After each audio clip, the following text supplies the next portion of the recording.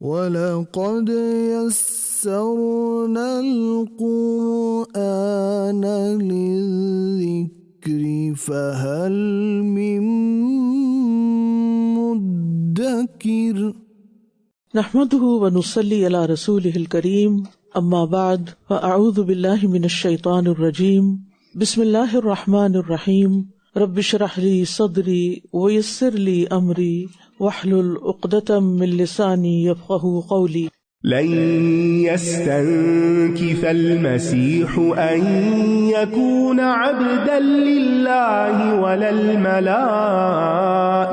المقربون ومن يستنكف عن عبادته ويستكبر فسيحشرهم إليه جميعا فأما الذين آمنوا وعملوا الصالحات فيوفيهم أجورهم ويزيدهم من فضله وأما الذين استنكفوا واستكبروا فيعذبهم عذابا أليما ولا يجدون لهم من دون الله وليا ولا نصيرا يا أيها الناس قد جاءكم برهان من ربكم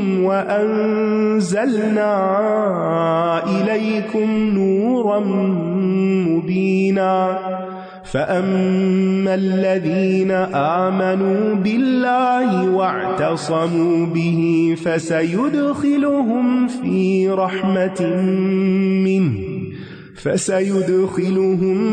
رحمة منه وفضل ويهديهم إليه صراطا مستقيما يستفتونك قل الله يفتيكم في الكلالة إن امرؤ هلك ليس له ولد وله أخت فلها نصف ما ترك وهو يرثها إن لم يكن لها ولد فإن كانت اثنتين فلهما الثلثان مما ترك وإن كانوا إخوة رجالا ونساء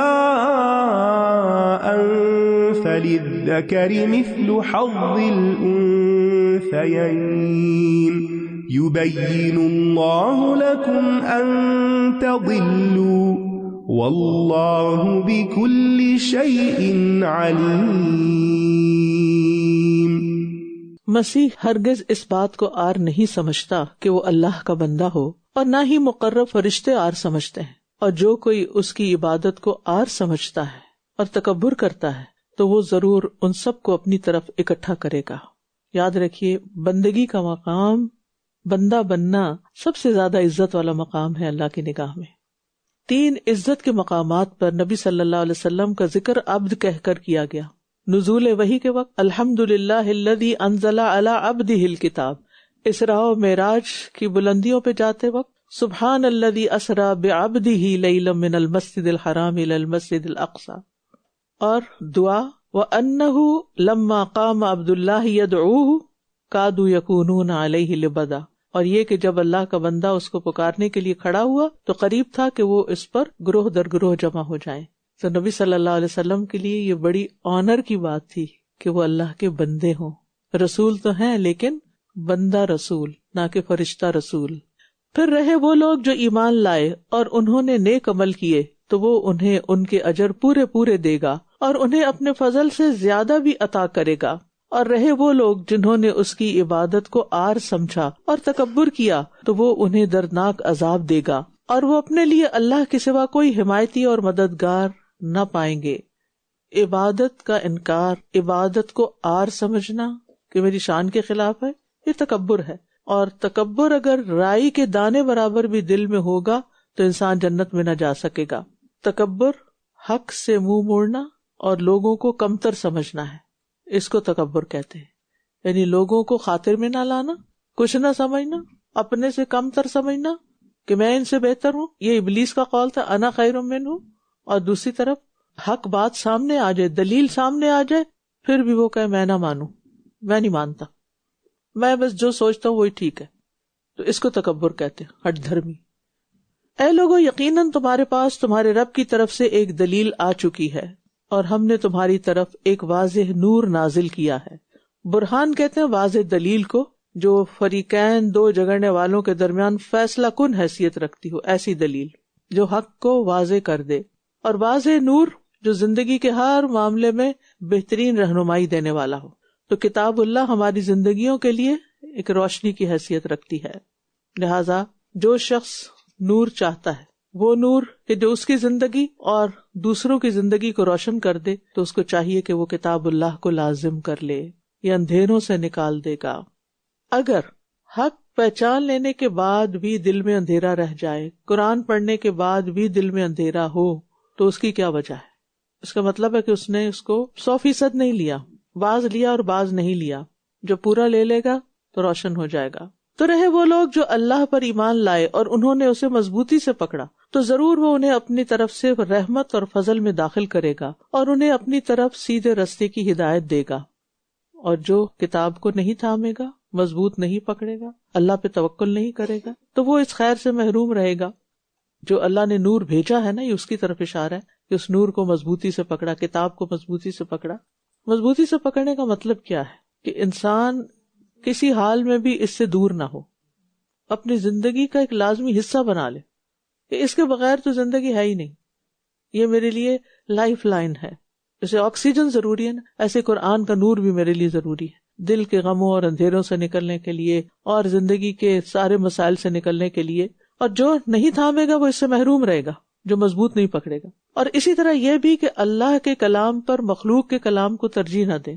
کسی نے لکھا کہ میں قرآن پاک کی تلاوت کر رہا تھا اور میرے ہاتھ میں مصحف تھا، تو ایسے ہی دل میں خیال آیا کہ ذرا فون کھول کر دیکھوں کوئی اور میسج تو نہیں آیا ہوا.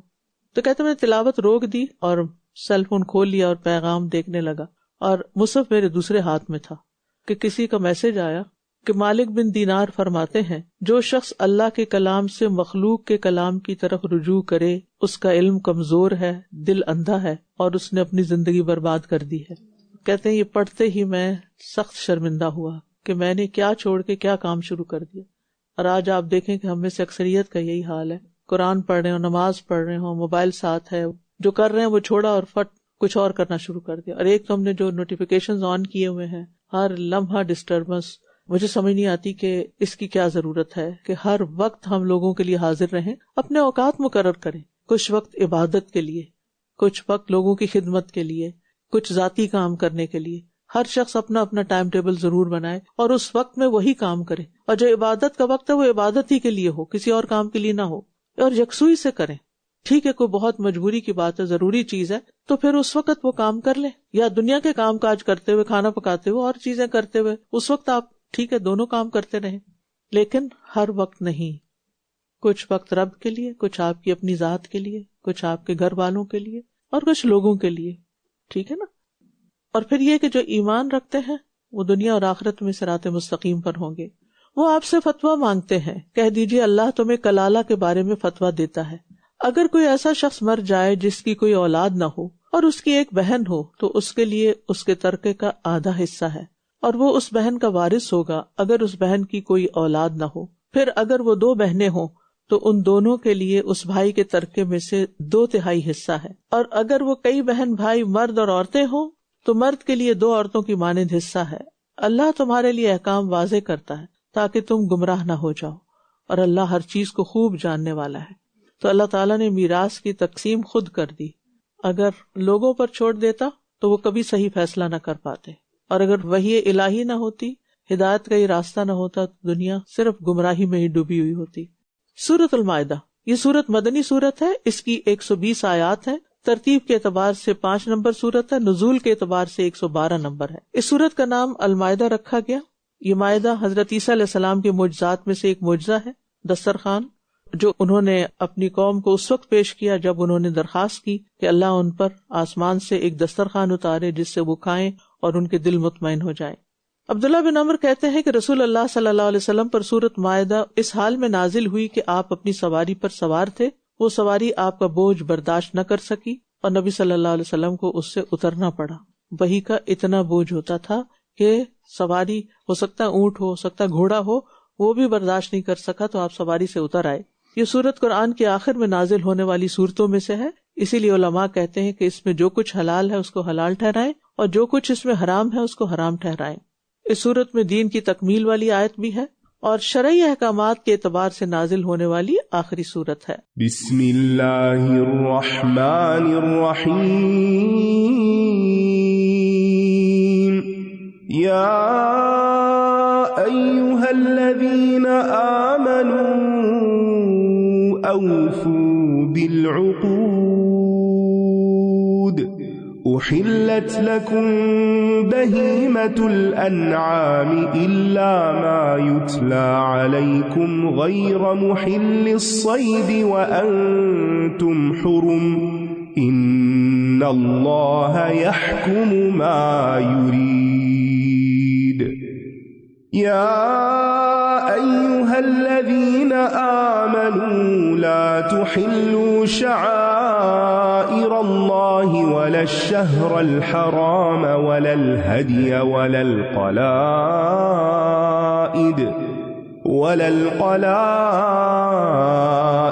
वला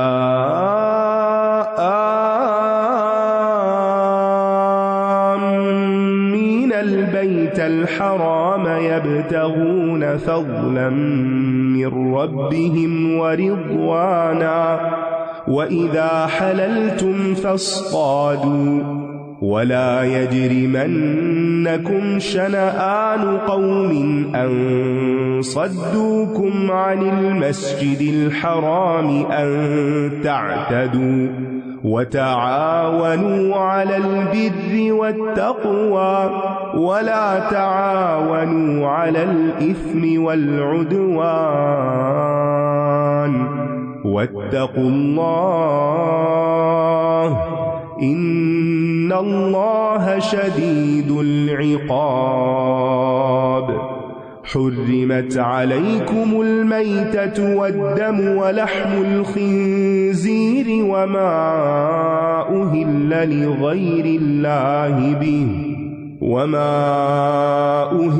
لغير الله به والمنخنقة والموقوذة والمتردية والنطيحة وما أكل السبع إلا ما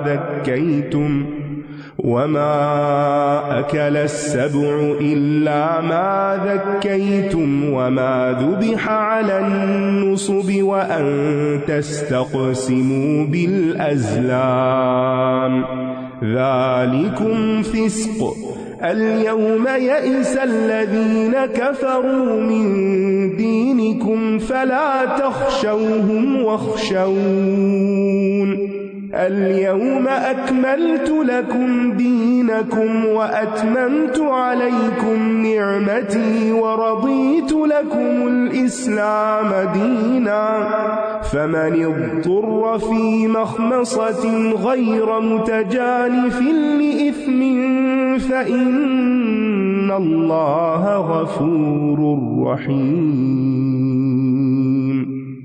يسألونك ماذا أحل لهم قل أحل لكم الطيبات وما علمتم من الجوارح مكلبين تعلمونهن مما علمكم الله فكلوا مما أمسكن عليكم واذكروا اسم الله عليه واتقوا الله إن الله سريع الحساب اليوم أحل لكم الطيبات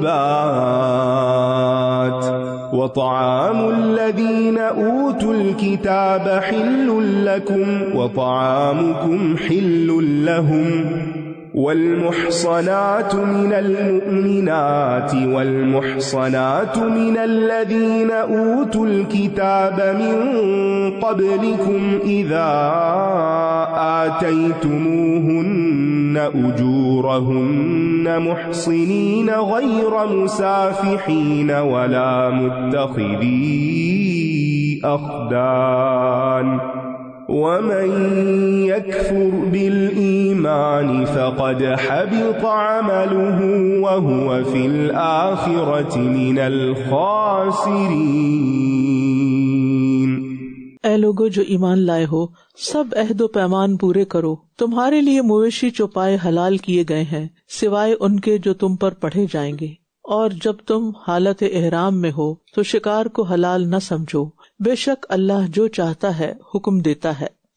ہمارے دین نے حلال اور حرام واضح کر دیے ہیں، لہذا حکم کیا ہے کہ جو حلال ہے وہ کھاؤ، حرام اور مشتبہ کھانا یہ دین، عقل اور جسم کے لیے نقصان دہ ہے، اس لیے اس معاملے میں انسان کو بہت احتیاط برتنی چاہیے۔ اے لوگو جو ایمان لائے ہو، اللہ کی نشانیوں کی بے حرمتی نہ کرو، اور نہ ہی حرمت والے مہینے کی، اور نہ قربانی کے جانور کی، اور نہ پٹے والے جانوروں کی، اور نہ بیت الحرام کا ارادہ کرنے والوں کی جو اپنے رب کا فضل اور رضامندی چاہتے ہیں۔ اور جب تم احرام کھول دو تو شکار کر سکتے ہو، اور کسی قوم کی دشمنی تمہیں زیادتی کرنے پر آمادہ نہ کرے کہ انہوں نے تمہیں مسجد حرام سے روکا تھا، اور نیکی اور تقوی پر باہم تعاون کرو، اور گناہ اور زیادتی پر ایک دوسرے سے تعاون نہ کرو، اور اللہ سے ڈرو، بے شک اللہ سخت سزا دینے والا ہے۔ تو ان آیات میں 5 احکامات دیے گئے ہیں۔ ایک ہے عہد پورے کرنے، چوپایوں کا حلال ہونا، کچھ کا حرام ہونا، محرم کے لیے اور حرم میں شکار کا حرام ہونا، غیر محرم کے لیے غیر حرم میں شکار کا حلال ہونا۔ تو یاد رکھیے ہر اس چیز کا احترام کرنا لازم ہے جس کا اللہ کے ساتھ خاص تعلق ہو، اور اس کو شاعر اللہ کہا جاتا ہے۔ نیکی کے کام میں تعاون کرنا اور برائی کے کام میں تعاون نہ کرنا، یہ تقویٰ ہے۔ تقویٰ اور نیکی کو جمع کرنے والا سعادت مند ہوتا ہے، وہ دنیا اور آخرت کی بھلائیاں سمیٹ لیتا ہے۔ کسی برائی میں حصہ دار بننے کو معمولی نہ سمجھا جائے، کیونکہ اگر ہم کسی برائی پر کسی کے ساتھ مدد کر رہے ہیں تو وہ برائی جس درجے کی ہوگی اس کا جو وبال ہوگا اس کے بھی حصے دار ہو جائیں گے۔ اس لیے انسان کو توبہ کرنی چاہیے۔ حرام کیا گیا تم پر مردار اور خون اور خنزیر کا گوشت، اور وہ جس پر اللہ کے سوا کسی اور کا نام پکارا گیا، اور گلا گھٹ کر مرنے والا، اور چوٹ لگ کر مرنے والا، اور بلندی سے گر کر مرنے والا، اور سینگ لگنے سے مرنے والا، اور جسے درندے نے کھایا ہو سوائے اس کے جسے تم نے مرنے سے قبل ذبح کر لیا، یعنی کوئی گرا اور تم نے اس کو ذبح کر لیا مرنے سے پہلے، اور جو آستانوں پر ذبح کیا گیا ہو، اور یہ کہ تم تیروں 500 کے ذریعے قسمت معلوم کرو، یہ سب بدترین گناہ ہیں۔ آج کے دن کفر کرنے والے تمہارے دین سے مایوس ہو گئے، بس تم ان سے نہ ڈرو اور مجھ سے ڈرو۔ آج میں نے تمہارے لیے تمہارا دین مکمل کر دیا اور تم پر اپنی نعمت پوری کر دی، اور اسلام کو بطور دین تمہارے لیے پسند کر لیا۔ پھر جو کوئی شدید بھوک سے مجبور ہو گیا ہو لیکن گناہ کی طرف مائل ہونے والا نہیں، تو یقیناً اللہ بہت بخشنے والا، نہایت رحم کرنے والا ہے۔ یعنی سارے مردار حرام ہیں سوائے مچھلی اور ٹڈی کے، وہ حلال ہے۔ اور پھر یہ ہے کہ جانور کو ذبح شرعی طریقے سے کیا جائے، بسم اللہ اللہ اکبر کہہ کر تیز دھار آلے سے گلا اس طرح کاٹا جائے کہ رگیں کٹ جائیں۔ ذبح کے علاوہ نہر بھی شرعی طریقہ ہے جس میں اونٹ کو کھڑا کر کے اس کے گلے میں اس طرح چھری ماری جاتی ہے کہ اس کا خون بہہ جائے۔ تو حلال وہ جانور ہوتا ہے جس کا خون بہایا جائے اللہ کا نام لے کر۔ اور کیا حرام کیا گیا؟ قسمت کا حال معلوم کرنا، اور اس میں کسی نجومی سے پوچھنا بھی شامل ہے، ہاتھ کی لکیریں دیکھ کر بھی غیب کا علم معلوم کرنا، پوچھنا، بتانا۔ اور اس کے علاوہ یہ ہے کہ کسی سے استخارہ نکلوا کر کسی چور کا حال معلوم کرنا، یہ بھی اسی میں شامل ہے۔ اپنے معاملات کے لیے انسان کو خود استخارہ کرنا چاہیے، لیکن یاد رکھیے استخارے سے کسی چور کا پتہ نہیں چلتا، ہو سکتا ہے کہ شیطان آپ کو کسی بے گناہ کا نام سجھا دے۔ پھر یہ یاد رکھیے کہ دین مکمل ہو چکا ہے، دین کے فرائض، ارکان، سنن، احکام، حدود مقرر ہو چکی ہیں، لہٰذا انہی کے اندر رہنا چاہیے۔ دین کے احکامات میں تبدیلی نہیں کرنی چاہیے، اضافہ نہیں کرنا چاہیے، ایسا کرنا بدعت کہلاتا ہے۔ اللہ نے اس دین کو ہمارے لیے پسند کیا ہے، لہٰذا ہمیں اس دین سے محبت ہونی چاہیے اور اس کو عملاً بھی اپنانا چاہیے۔ پھر یہ ہے کہ اگر مجبوراً حرام کھانا پڑ جائے تو اس کی شرائط بتا دی گئی کہ کھانے کا شوق نہ ہو، جائز نہ سمجھے، بقدر ضرورت کھائے، حد سے نہ گزرے. تو اس سے پتہ چلتا ہے کہ حرام کھانے کا تعلق بھوک اور حقیقی مجبوری سے ہے. لیکن زندگی کا معیار بڑھانے کے لیے مجبوری کا بہانہ کر کے سود کھانا نہ شروع کر دے، یہ اس سے مطلب نہیں نکلتا. وہ آپ سے سوال کرتے ہیں کہ ان کے لیے کیا کچھ حلال کیا گیا ہے. کہہ دیجئے کہ تمام پاکیزہ چیزیں تمہارے لیے حلال کی گئی ہیں، اور ان سدھائے ہوئے شکاری جانوروں کا کیا ہوا شکار بھی حلال ہے جن کو تم نے سکھا رکھا ہو. تم انہیں سکھاتے ہو جیسا کہ اللہ نے تمہیں سکھایا ہے، تو تم اس میں سکھاؤ جو وہ تمہارے لیے روک رکھیں، یعنی شکار پکڑ لائیں، اور اس پر اللہ کا نام لو اور اللہ سے ڈرو. اللہ سے ڈرو بھی، بے شک اللہ جلد حساب لینے والا ہے. تو گویا کھانے پینے کی تمام اشیاء حلال ہیں، حرام صرف وہ ہے جس کی قرآن و سنت میں وضاحت کر دی گئی ہے. جسے کہا جاتا ہے نا کہ الاصل فی الامور الاباحہ، سب چیزیں حلال ہیں سوائے ان کے جو حرام کر دی گئی، ان کی لسٹ بتا دی گئی ہے. اس کا مطلب وسعت بہت ہے، ہمارے امتحان کے لیے چند چیزوں سے منع کر دیا گیا ہے. یعنی حرام اشیاء کا دائرہ تنگ ہے، حلال کا بہت وسیع ہے. تو افسوس کہ کچھ لوگ وسیع حلال کو چھوڑ کر حرام کی طرف جاتے ہیں. اور پھر آپ دیکھیے کہ یہاں پر جن شکاری کتوں کو سدھایا جاتا ہے ان کی بھی بڑی ویلیو کہ ان کا پکڑا ہوا جانور حلال ہے، اس سے علم کی فضیلت بھی پتہ چلتی ہے. اور پھر صحابہ کرام جو تھے وہ نبی صلی اللہ علیہ وسلم سے جہاں کوئی مشکل ہوتی تھی سوال کر لیا کرتے تھے. پھر فرمایا آج کے دن تمہارے لیے تمام پاکیزہ چیزیں حلال کر دی گئیں، اور اہل کتاب کا کھانا تمہارے لیے حلال ہے اور تمہارا کھانا ان کے لیے حلال ہے، اور مومن عورتوں میں سے وہ جو پاک دامن ہیں اور تم سے پہلے جنہیں کتاب دی گئی ان کی پاک دامن عورتیں بھی نکاح کے لیے حلال ہیں، جبکہ تم انہیں ان کے مہر دے کر قید نکاح میں لانے والے ہو، نہ کہ بدکاری کرنے والے اور نہ چھپے دوست بنانے والے. اور جو کوئی ایمان کا انکار کرے گا تو یقیناً اس کا عمل ضائع ہو گیا اور وہ آخرت میں خسارہ پانے والوں میں سے ہوگا. تو اہل کتاب کا وہ ذبیحہ جو مسلمانوں کی شرائط کے مطابق ذبح کیا گیا وہ حلال ہے، ہر ذبیحہ حلال نہیں. اور وہ شرائط آپ کو معلوم ہے کہ اس کا خون بہایا گیا ہو، اللہ کا نام لے کر ذبح کیا گیا ہو، ایسے طریقوں سے ذبح کرنا جس میں خون نہ بہتا ہو یا اللہ کا نام نہ لیا گیا ہو وہ حلال نہیں. نبی صلی اللہ علیہ وسلم نے اہل کتاب کا ذبیحہ کھایا، جیسا کہ خیبر کے موقع پر یہودی عورت کی طرف سے دی گئی زہر آلود بکری کا گوشت آپ نے کھا لیا تھا. اور پھر یہ کہ اہل کتاب کی عورتوں سے نکاح جائز ہے، لیکن نکاح باقاعدہ نکاح ہو، اگر دین جانے کا اندیشہ ہو تو پھر پسندیدہ نہیں. وآخر دعوانا ان الحمد للہ رب العالمین. سبحانک اللہم وبحمدک، اشہد ان لا الہ الا انت، استغفرک واتوب الیک. السلام علیکم ورحمۃ اللہ وبرکاتہ. وَلَقَدْ يَسَّرْنَا الْقُرْآنَ لِلذِّكْرِ فَهَلْ مِن مُّدَّكِرٍ